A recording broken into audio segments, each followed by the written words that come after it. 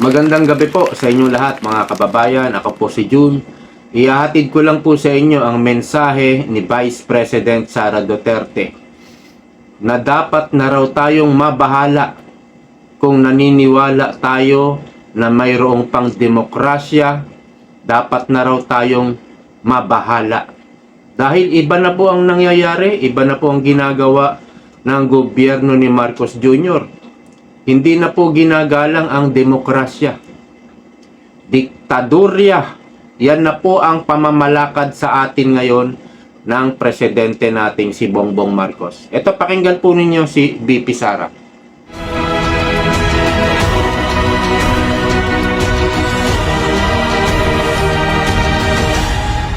Mga kababayan, Assalamualaikum warahmatullahi wabarakatuh. Madayaw, umayong adlaw kaninyong tanan. Magandang araw sa inyo lahat.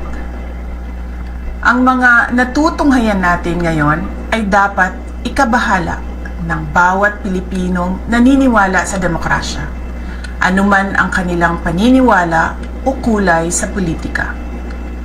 Nakikita natin kung paano ginagamit ang mga institusyon ng gobyerno at ang pera ng taong bayan laban sa anumang oposisyon.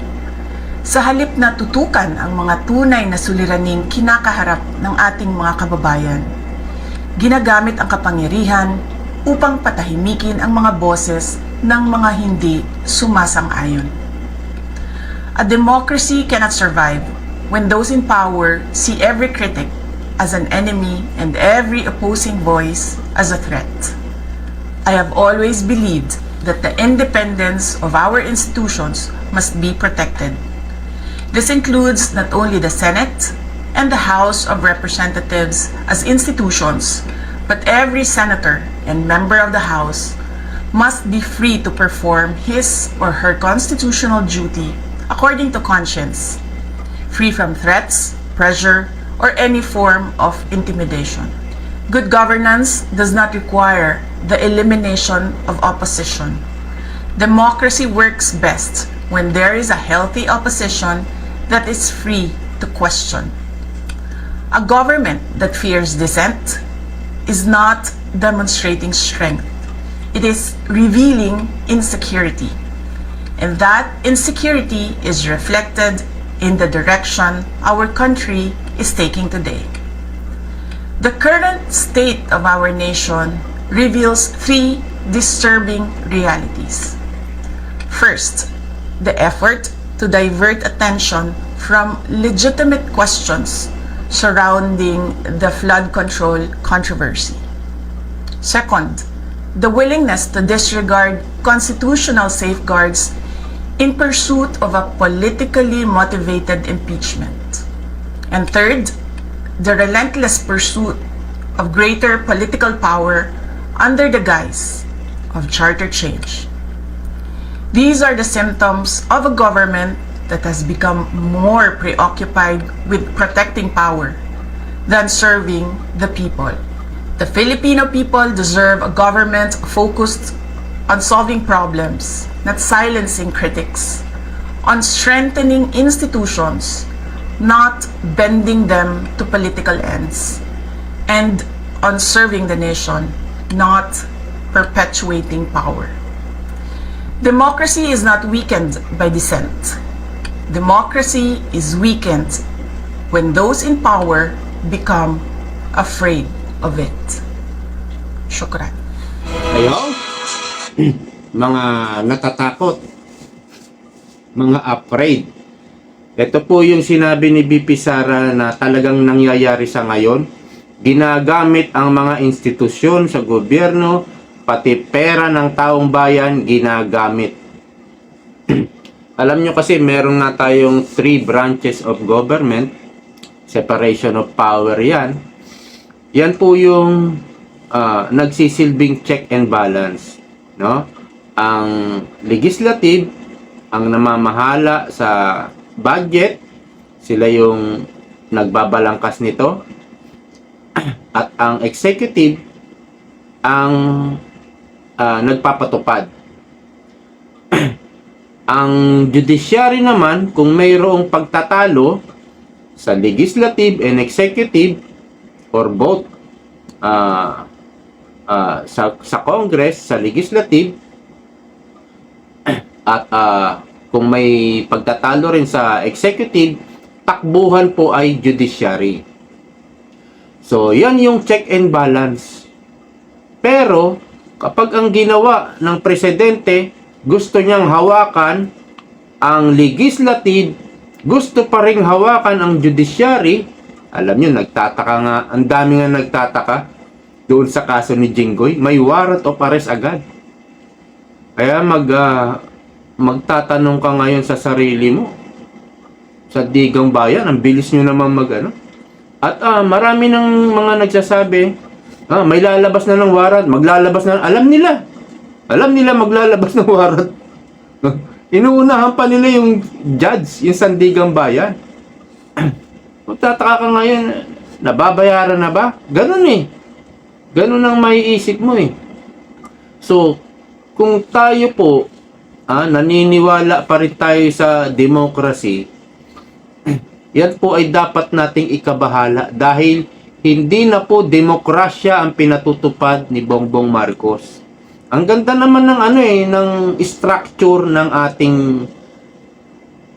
ating sa gobyerno. Maganda naman kaya lang ginagawa na po na dictatorship kapag may nag-o-oppose, may mga kritisismo, lalo na sa Pangulo, pinapatahimik.